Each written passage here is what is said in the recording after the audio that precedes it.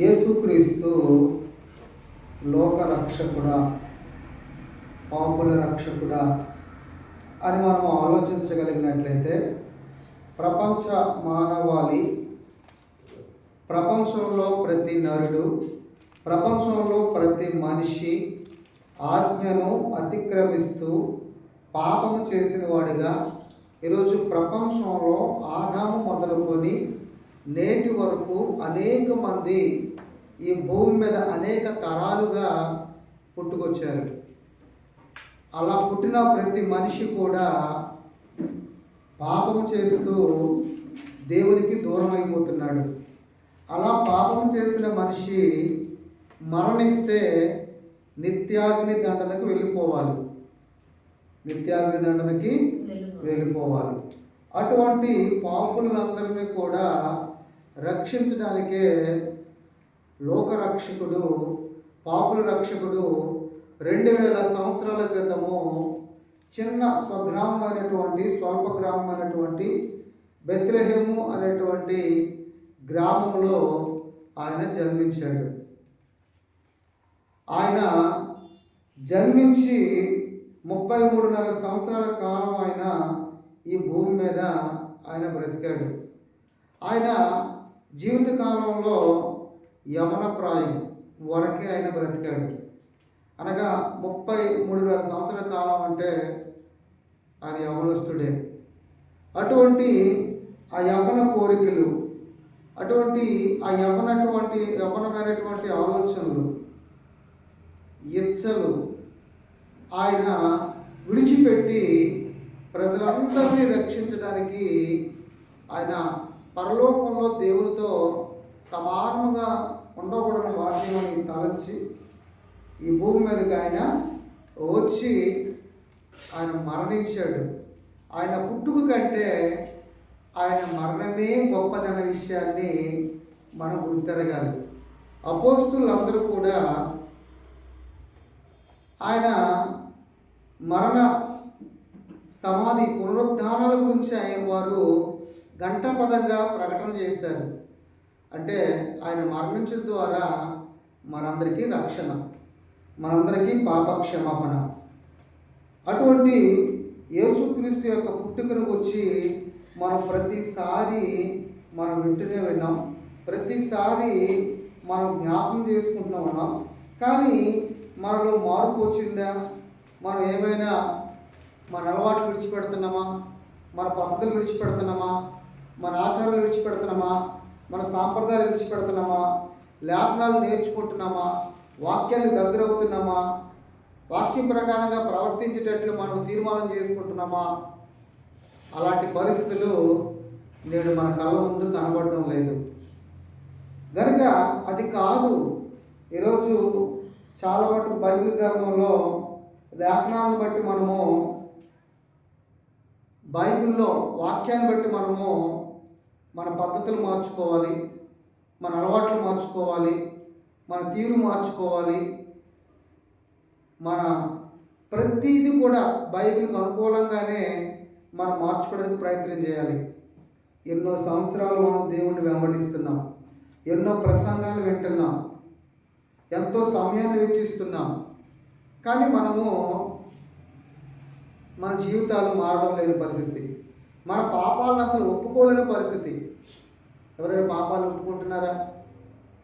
Bible ఏం చెప్తుంది? అందరూ కూడా ఆ నీతిమంతుడు లేడు, ఒక్కడును లేడు, అందరూ కూడా పాపం చేసిన వారే. అంటే అందరూ పాపం చేసిన వారు. రోమపత్రికలో మనకి చాలా విషయాలు మనకు కనబడతాయి. రోమపత్రికలో అందులో మనం ఒకసారి 3వ అధ్యాయము అందరూ లేఖనాలని తీయగలిగినట్లయితే, నీతిమంతుడు లేడు, ఒక్కడును లేడు, గ్రహించేవాడును లేడు, దేవుని వెదకువాడును లేడు. నీతిమంతుడు లేడు, ఒక్కడును కూడా లేడు.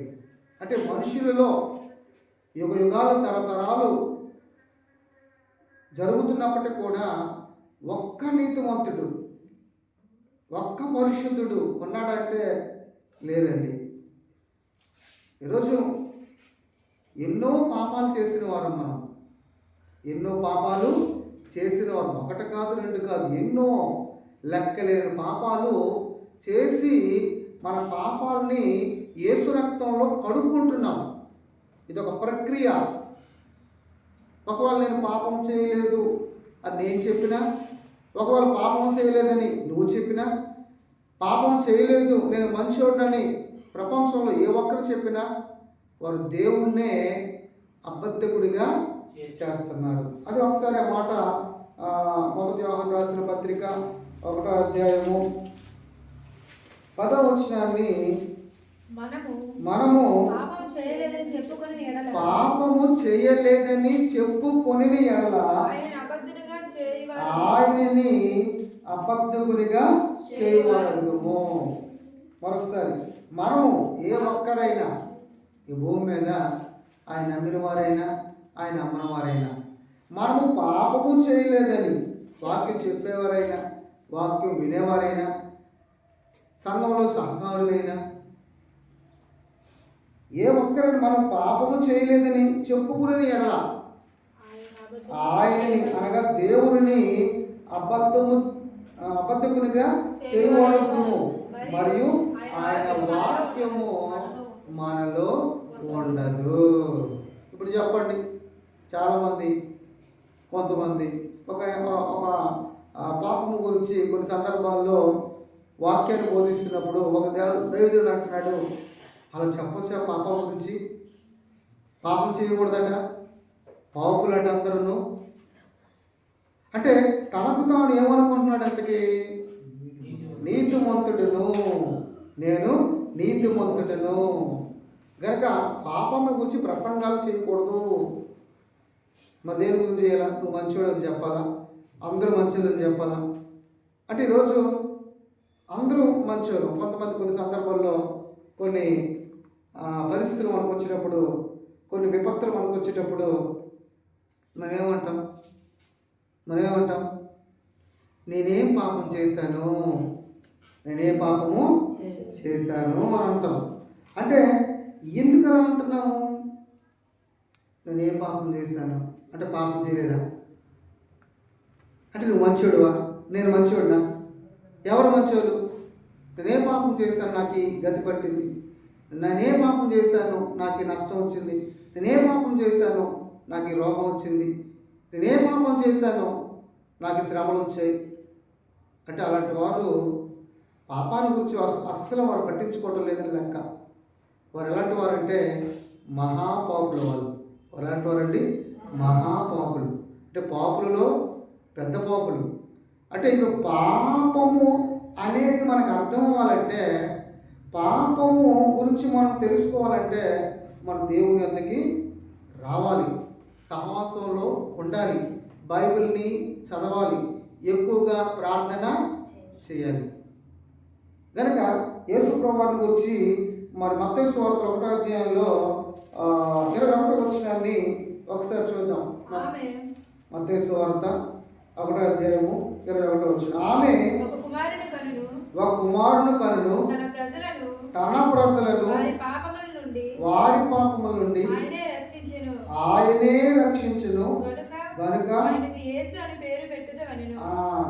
ఆయనకు యేసు అన్నటువంటి పేరు పెట్టెదవు. యేసు అన్నటువంటి మాటలకు అర్థం ఏంటంటే రక్షకుడు. యేసు ప్రభువు 2000 సంవత్సరాల క్రితం ఈ భూమి మీదకి వచ్చాడు, లేదా వచ్చాడని బైబిల్ మనకి సెలవిస్తుంది. కానీ మరి గర్భాన ఆయన శరీరాన్ని ధరించుకున్నాడు, జన్మించాడైనా. దాన్ని మనము క్రిస్మస్ అని మనం చెప్పుకుంటున్నాం. క్రిస్మస్ అంటే క్రీస్తుని ఆరాధించుట. క్రీస్తుని ఆరాధించుట. ఆరాధించడం అంటే ఆయన చెప్పిన మాటను మనము వినడమే ఆరాధించడం. మొట్టమొదట ఆయన ఆరాధించిన వారు ఎవరు అంటే, ఎవరండి ఆరాధించడానికి వచ్చారు? గొర్రెల కాపర్లు వచ్చారు, అలాగే దేవదూతలు వచ్చాయి, అలాగే జ్ఞానులు వచ్చారు. ఆయా సందర్భాల్లో చాలామంది ఆయన ఆరాధించినట్టు మనం చూడగలం. మరి మనము ఒక ఆయన అంటున్నాడు, ఒక పెద్ద ఆయన అంటున్నాడు, మరి క్రిస్మస్కి మరి చర్చి మీద ఏముండాలి, స్టార్ ఉండాలి కదండి, లైట్ సెట్టింగ్ ఉండాలి కదండి, అలాగనే మరి సందడి ఉండాలి కదండి, అలాగే రికార్డింగ్ డ్యాన్స్కి మించిన డ్యాన్స్ ఉండాలి కదండి. అదే కదండి క్రిస్మస్ అని ఒక పెద్ద ఆయన అంటున్నాడు ఈ కాల సమయంలో. అంటే ఏమర్థమైంది ఈరోజు మనకి? ప్రతిసారి యేసు ప్రభువు వారు ఈ లోకంలో జన్మించాడని మనం ఏం చేయాలట? ఇది ఆయన ఘనత, మన ఘనత. దాని ద్వారా ఏమండి ఈ చాలా దారుణమైనటువంటి ఏమండి డ్యాన్సులు వేస్తూ ఎవరు మెచ్చుకుంటారు? ఎవరికి సంతోషం అది చెప్పండి? ఎవరికి సంతోషం? దేవుడికా? దేవునికి సంతోషమే లేదు. ఎక్కడ పిల్లలు వేస్తే తల్లిదండ్రులకి సంతోషం, లేదా ఇరుగు పొరుగు వాళ్ళ సంతోషం, మన ప్రాంతవాసులకి సంతోషం. అది ఎక్కడ కాదు, ప్రపంచవ్యాప్తంగా జరుగుతున్న సంఘటనలు ఇవి, ప్రపంచంలో జరుగుతున్న విషయాలు. మరి ఆ రోజే మనకి అలాంటి ఊపు వస్తుందా? ఆ రోజే మనం అలా చేయాలా? మరి మిగతా రోజులు ఏం అర్థమయ్యాడు యేసుక్రీస్తు మనకి? ఆయన మనల్ని రక్షించడానికి ఎడబాయపడింది. ఆయన ఒక కుమారుని కొనను, తన ప్రజలను వారి పాపం నుండి ఆయనే రక్షించిన కనుక ఆయన యేసు అని పేరు పెట్టెను. అంటే తన ప్రజలు మనం, దేవుడే మనల్ని పుట్టించాడైనా, దేవుడే మనల్ని కన్నాడైనా, దేవుడే మనల్ని లోకానికి పంపించాడైనా, ఆయన ద్వారా ఈ లోకానికి వచ్చాం మనం. మనల్ని కన్నది మన తల్లిదండ్రులు అయితే అంతకు మునుపు ఆయన పిల్లలు మనం, ఆయన ప్రజలు మనం. ఇక్కడ అదే మాట రాయబడింది, తన ప్రజలను వారి పాపముల నుండి ఆయనే రక్షిస్తాడు. పాపము నుండి విడిపిస్తాడు ఆయన, పాపుల రక్షకుడైన. మన పాపాలు పోగొట్టుకోవడానికి ఈరోజు ఈ భూమి మీద ఎక్కడికి వెళ్ళాలి? ఎలా సాధ్యం? ఏమండి, ఎక్కడికో వెళ్తే మన పాపాలు పోతాయా? పుణ్యం చేస్తే పాపాలు పోతాయా? వస్త్రం పంపిణీ చేస్తే మన పాపాలు పోతాయా? అన్నదానం చేస్తే మన పాపాలు పోతాయా? ఇతరులకి మేలు చేస్తే మన పాపాలు పోతాయా? మంచిగా బ్రతికితే మన పాపాలు పోతాయా? లేదా చెరువులో మునిగితే మన పాపాలు పోతాయా? ఎలా మన పాపాలు పోతాయి? మన పాపాలని కడగడానికి ఒక రక్షకుడు 2000 సంవత్సరాల క్రితం ఆయన భూమి మీదకి వచ్చాడైనా, శరీరాన్ని ధరించుకున్నాడైనా, ఆయన దీనుడిగా వచ్చాడైనా, ఆయన భేదవాడి కుటుంబంలో జన్మించాడైనా, ఆయన పుట్టినప్పుడు పశువుల తొట్టులో ఆయన కొరడు పెట్టారు. ఆయన మనం పుడితే మన తల్లిదండ్రులు ఎక్కడ పెట్టారు? చక్కగా మంచి స్థలంలో. హాస్పిటల్ అయితే బాగా ఉంటుంది, ఇంటి దగ్గర అయితే మరి బాగుంటుంది, అన్ని సదుపాయాలు ఉంటాయి. ఇప్పుడు పుడితే పిల్లలకి ఏం చేస్తాం? మనం పుట్టక ముందే మంచి ఉయ్యాలు కొంటాం, మంచి కాస్ట్లీది కొంటాం, కావాల్సిన ప్రతిదీ మనం సమకూర్చుకుంటాం. కానీ యేసుప్రభువు పుట్టినప్పుడు అదేది లేదే. పశువులు మేసే ఆ గడ్డి వెచ్చదనం, అందులో పొత్తుకొట్లతో చుట్టపడ్డాం.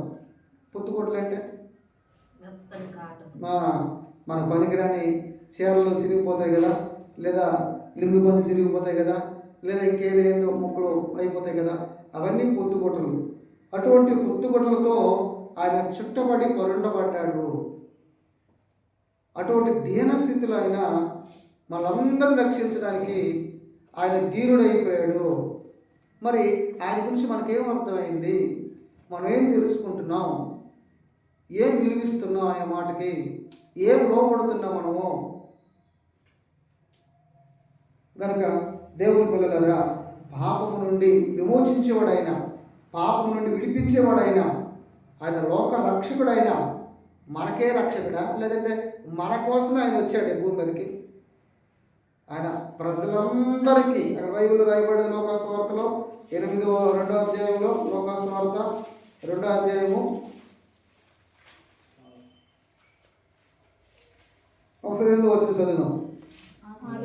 ఆ దేశంలో కొందరు గొర్రెల కాపరులు పొలంలో ఉండి రాత్రివేళ తమ మందను కాచుకొనుచు ఉండగా ప్రభు దూత వారి యొద్దకు వచ్చి నిలిచెను. ప్రభు మహిమ వారి చుట్టూ ప్రకాశించినందున రాత్రి వేళ గొర్రెల కాపరులు ఆ దేశంలో తమ మందను కాస్తున్నారు. రాత్రి వేళలో మందను కాస్తారా? గొర్రెలు పడుకుంటారా? నిద్రపోతారు. వాస్తవానికి అయితే పగలల్లా కాస్తారు, రాత్రి అయితే నిద్రపోతారు. కానీ వీళ్ళు ఆ దినాన్న ఆ రాత్రి వేళ మందను కాచుకొంచు ఉండగా ప్రభు దూత వారి యొద్దకు వచ్చి నిలిచిందట. ప్రభు మహిమ వారి చుట్టూ ప్రకాశించింది. వారు మిక్కిలి భయపడరు. వెలుగులో ఆ వెలుగు వారి దగ్గరకు వచ్చి మిక్కిలి భయపడరు. అయితే ఆ దూత భయపడకుడి, ఇదిగో ప్రజలందరికీ కలగబో మహా సంతోషకరమైన సువార్తమానము నేను మీకు తెలియజేయుచున్నాను. ప్రజలందరికీ కలగబోవు మహా సంతోషకరమైన సువార్తమానము నేను మీకు తెలియజేస్తున్నాను.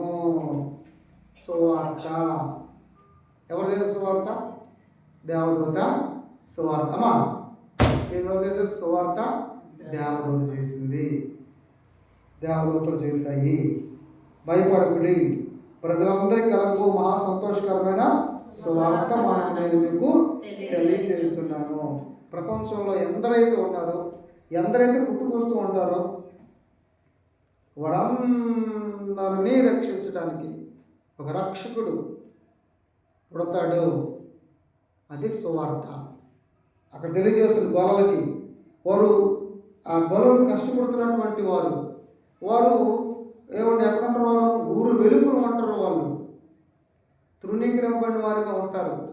యేసుప్రభు వారు ఈరోజు నమ్ముకున్న వాళ్ళు, యేసుప్రభు వారిని వెంబడిస్తున్న వారు డబ్బుల్లో వెంబడిస్తున్నారా, లేదా ఏమీ లేని వారు, దీనులు, ఇలాంటి వారు ఆయన నమ్ముతున్నారు? ధనవంతులు ఏమైనా దేవుని దగ్గర రాగలరా? వచ్చినా నిలబడగలరా? ఎక్కడైనా అలా ఉంటారా? రారండి. ఎప్పుడైతే చేతికి 2 కాసులు వస్తాయో, ఎప్పుడైతే డబ్బులు గలగల కనబడుతుంటాయో, మరి దేవుడు కనబడు. చాలా మటుకు చాలా సందర్భాల్లో ఒకవేళ డబ్బే మనకుంటే ఆ డబ్బును దేవుని పని కొరకు మనము ఉపయోగించాలి. పౌలు గారు అయితే తనకున్న ధనాన్నంతటిని కూడా దేవుని సేవ కొరకు, దేవుని పిల్లల కొరకు, దేవుని పరిచర్య కొరకు ఉపయోగించి ఏమైపోయాడు? ఏమీ లేనివాడుగా అయిపోయాడు. అద్దెంట్లో ఉండవలసిన పరిస్థితి ఏర్పడ్డది. తినడానికి తిండి లేని పరిస్థితి. ఎవరో పెడితే తినడానికి, లేదంటే పస్తున్నాం. కనుక ఆయన గురించి మనం మొదటి కొరింథీయులకు రాసిన పత్రికలో చూడగలిగినట్లయితే ఆయన అనేక మార్లు ఆయన ఎలా ఉండడానికి ఉపవాసాలతోనూ, జాగరణతోనూ, బట్టలు లేని పరిస్థితి, నిద్ర లేని పరిస్థితి, ఎన్నో మార్లు ఆయన ప్రాణాపాయ కొరకు తప్పించబడడం, ఎన్నో దెబ్బలు, ఎన్నో సమస్యలు, ఇన్నిటిని చాలు అవన్నీ ఎదుర్కొన్నాడు, నిలబడ్డాడు. అంటే దేవుని దగ్గరికి వచ్చే వాళ్ళు ఏం చేయాలి? పాపాన్ని ఒప్పుకుంటే మనిషి ఎలా మారుతాడు? దాని జీవితాన్ని దేవునికి సమర్పించుకుంటాడు. ఉన్నదంతా పెంటతో సమానంగా భావిస్తాడు. అది నిజమైన క్రిస్మస్. అదే నిజమైనటువంటి దేవుని పిల్లలు చేయవలసిన పని. నువ్వు చేయగలుగుతున్నావా? మనం చేయగలుగుతున్నాం అటువంటిది. దేవుడు మనం మెచ్చగలరా? దేవునికి ఇష్టమైన వారికి మనం ఉంటున్నామా?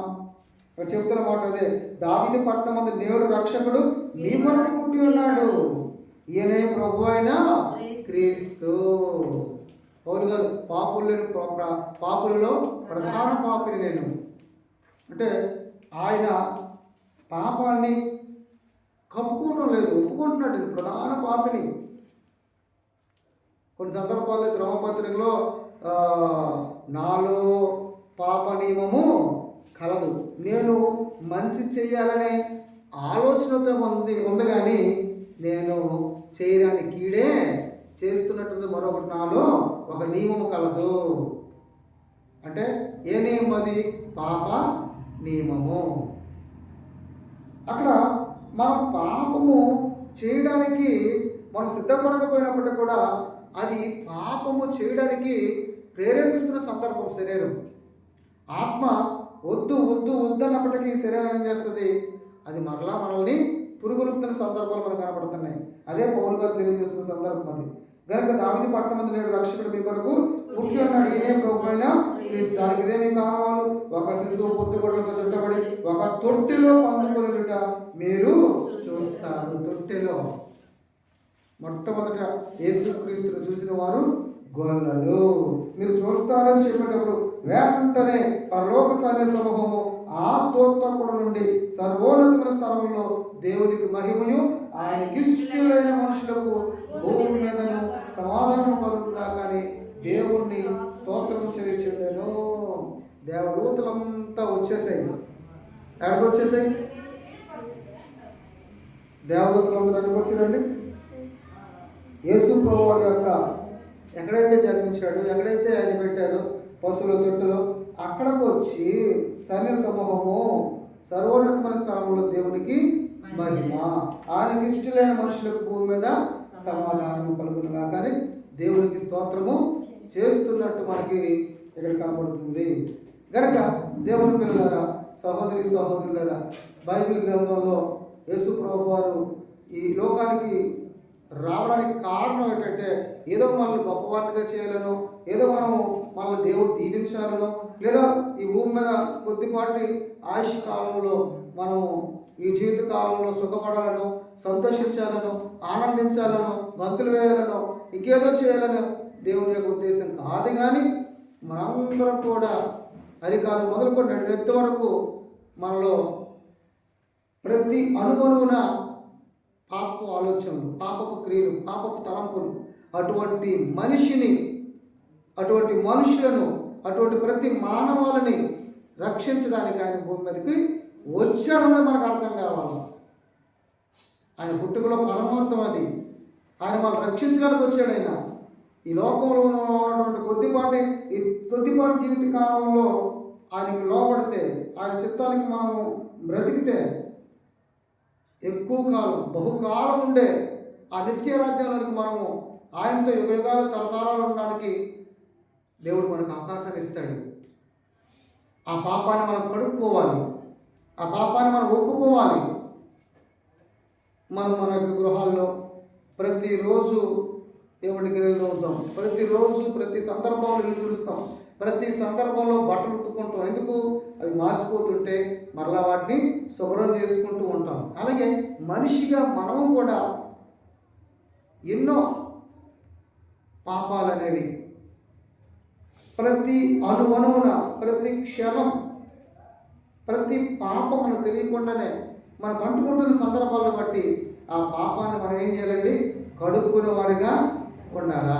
అలా చేయడానికి ఇదిగో లోక పాపమును మోసుకుని పోచున్న దేవుని గొర్రెపిల్ల యేసుక్రీస్తు వారు. అంటే గొర్రెపిల్ల ఎలాంటి స్వభావమో అలాంటి స్వభావం కలిగిన వాడిగా యేసుక్రీస్తు. ఏమంటే ఆయన ఎన్ని హింసలు పెట్టారు, ఎన్ని బాధలు పెట్టారు, ఎన్ని నిందలు వేశారు, ఎంతగా హింసించారు, ఎంతగా కొట్టారు, ఎంతగా అవమాన పాలు చేశారు.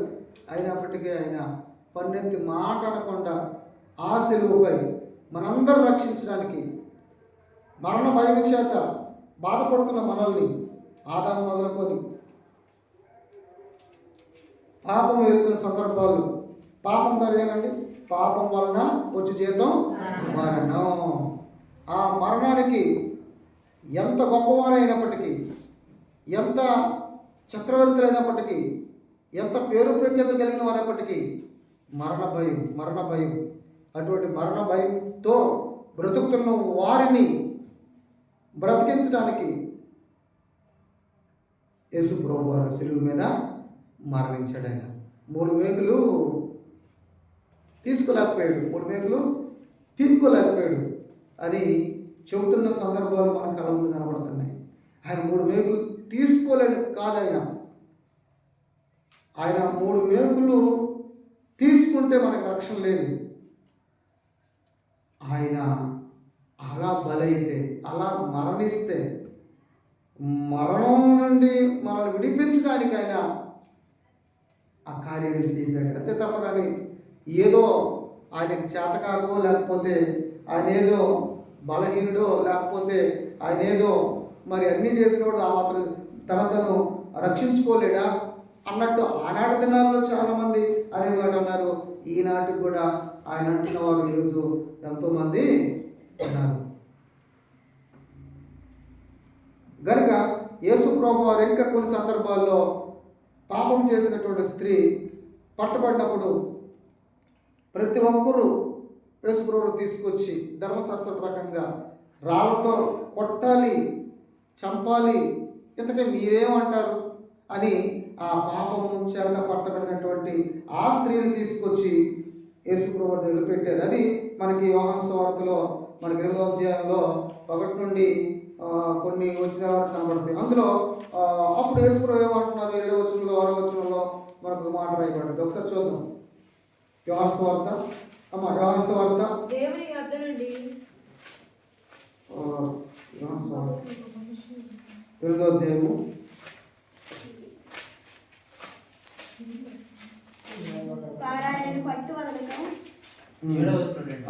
వారు ఆయన పట్టు వదలక అడుగుచుండగా ఆయన తల ఎత్తి చూచి ఏమంటారు, వారు ఆయన్ని పట్టు వదలక అడుగుతున్నారు, నువ్వేం చేస్తావు?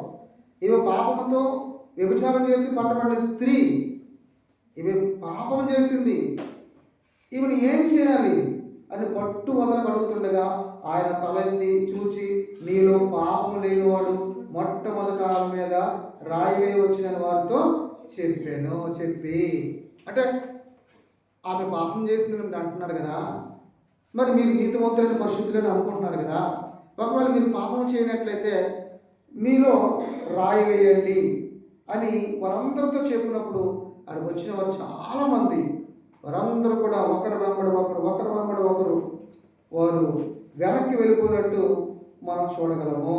అప్పుడు అంటున్నాడు ఆయన, ఏ స్థలం చూసి, అమ్మ వారు ఎక్కడ ఉన్నారు, ఎవరు నీకు శిక్ష విధింపలేదా అని అడిగినప్పుడు ఆమె లేదు ప్రభువా అని. అందుకు యేసు, నేను కూడా నీకు శిక్ష విధింపను, నీవు వెళ్ళి ఇక పాపము చేయకమని ఆమెతో చెప్పాను.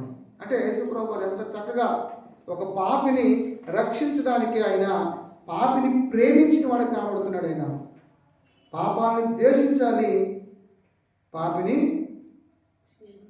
ఆ వ్యక్తిని మనము ప్రేమించాలి.